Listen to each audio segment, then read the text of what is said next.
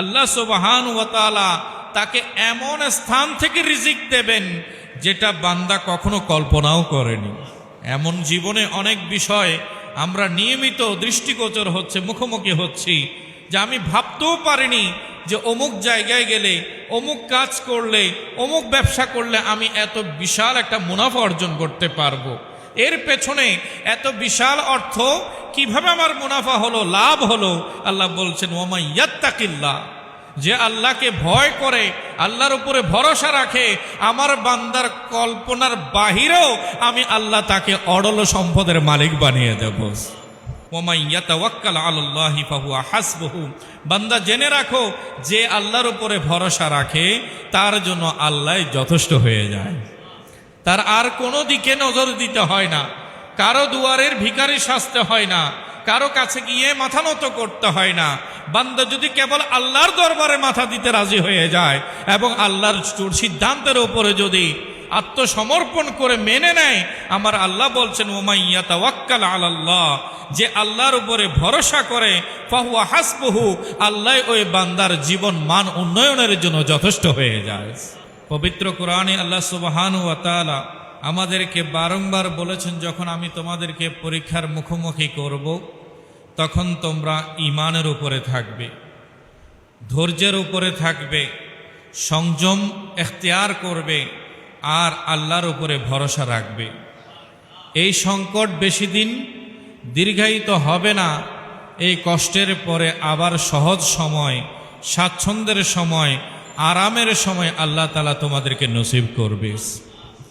রব্বুল আলামিন আহকামুল হাকিমিন পবিত্র কালামে রহমানের মধ্যে আমাদের দৃষ্টি আকর্ষণ করে ইরশাদ করেছেন, বিসমিল্লাহির রহমানির রহিম, ওয়ালানাবলুআন্নাকুম বিশাইইম মিনাল খাউফি ওয়াল জু'i ওয়া নাকসিম মিনাল আমওয়ালি ওয়াল আনফুসি ওয়াস সামারাত ওয়া বাশশিরিস Saverin, and we will surely test you with some fear and hunger, and with paucity of wealth and lives and crops, and give glad tidings to those who patiently endure.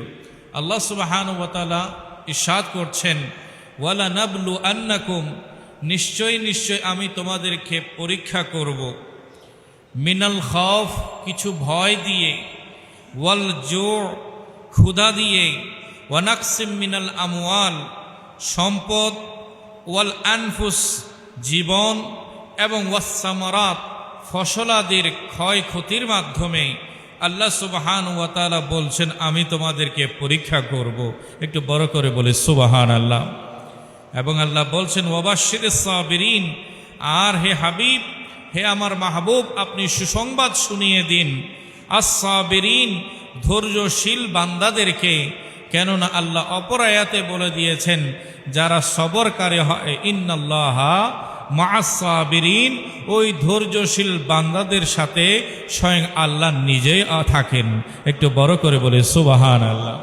রব্বুল আলামিন আহকামুল হাকিমিন এই আয়াতে আমাদেরকে স্মরণ করিয়ে দিয়েছেন যে অর্থনৈতিক টানাপোড়েন আল্লাহর নির্ধারিত পরীক্ষারই অংশ।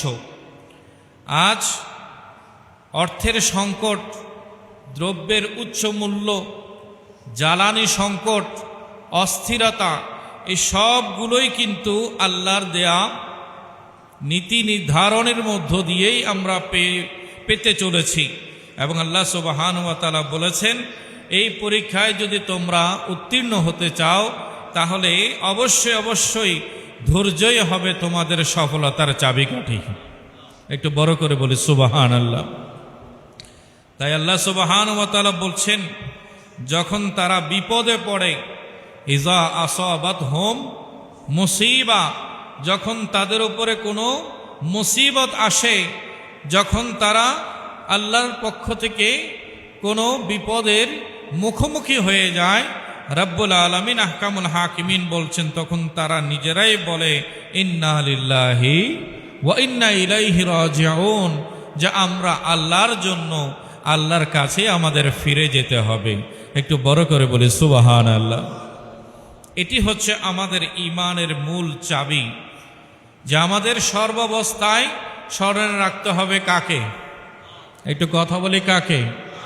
যে কোনো পরিস্থিতি, সেটা সুখের হোক কিংবা দুঃখের হোক, সেটা আমাদের অনুকূলে আসুক কিংবা প্রতিকূলে, সর্বক্ষেত্রে আমাকে একটি বিষয় মনে রাখতে হবে যে অর্থনৈতিক সমৃদ্ধির জন্য শ্রম বিনিয়োগের যেমন প্রয়োজন আছে, অর্থ বিনিয়োগের যেমন প্রয়োজন আছে, তার চেয়ে বড় প্রয়োজন হচ্ছে আল্লাহর উপরে তাওয়াক্কুল করা, আল্লাহর ভয় ভীতি তাকওয়াকে হৃদয়ে স্থান করে নেয়া। একটু বড় করে বলেন সুবহানাল্লাহ। রব্বুল আলামিন আহকামুল হাকিমিন আরো স্পষ্ট করে দিয়েছেন, বলছেন তোমরা এই বিশ্বাস রাখবে যে তোমাদের ব্যবসা বাণিজ্য, তোমাদের শ্রম, এতে তোমরা রিজিক প্রাপ্ত হও না, বরঞ্চ তোমাদের রিজিকের মালিক আল্লাহ। এই যে ব্যবসা বাণিজ্য পরিচালনা, জ্ঞান গরিমার বিনিয়োগ, শ্রম বিনিয়োগ, সবগুলো কার দেয়া তৌফিক? আল্লাহর দেয়া তৌফিক। তাই আল্লাহ সুবহানাহু ওয়া তাআলা বলেছেন, আমার নিয়ামতগুলো আমি তোমাদেরকে দিয়েছি, তবে সর্বাবস্থায় মনে রাখবে যতক্ষণ পর্যন্ত ওই নিয়ামত প্রয়োগের ক্ষমতা শক্তি আমি আল্লাহ দেব না, ততক্ষণ পর্যন্ত তাতে তোমার কোনো সুফল অর্জন করা সম্ভব হবে না।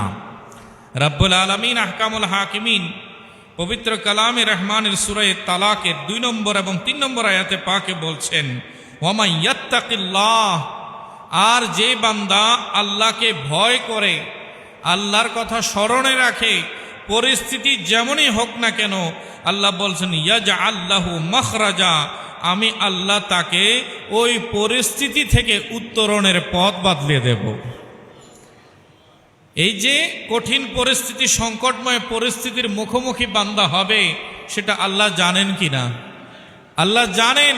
তখন আল্লাহ তাআলা বলেছেন, তোমাদের জন্য আমি উত্তরণের ফর্মুলা বলে দিচ্ছি, সূত্র বলে দিচ্ছি, তোমরা তাকওয়া অবলম্বন করবে, আমি আল্লাহর উপরে ভরসা রাখবে, আমাকে স্মরণ করবে, আমি আল্লাহ তোমাকে সেই বিপদ থেকে মুক্তি দান করব। এবং আল্লাহ সুবহানাহু ওয়া তাআলা বলছেন, ওয়া ইয়ারযুকুহু মিন হাইসু লা ইয়াহতাসিব, আল্লাহ সুবহানাহু ওয়া তাআলা তাকে এমন স্থান থেকে রিজিক দেবেন যেটা বান্দা কখনো কল্পনাও করেনি। তার কল্পনার বাহির থেকে সে দেখতে পাবে তার কাছে রিজিক আসা শুরু হয়ে গেছে। এমন জীবনে অনেক বিষয় আমরা নিয়মিত দৃষ্টিগোচর হচ্ছে, মুখোমুখি হচ্ছি, যে আমি ভাবতেও পারিনি যে অমুক জায়গায় গেলে, অমুক কাজ করলে, অমুক ব্যবসা করলে আমি এত বিশাল একটা মুনাফা অর্জন করতে পারবো। এর পেছনে এত বিশাল অর্থ কিভাবে আমার মুনাফা হলো, লাভ হলো?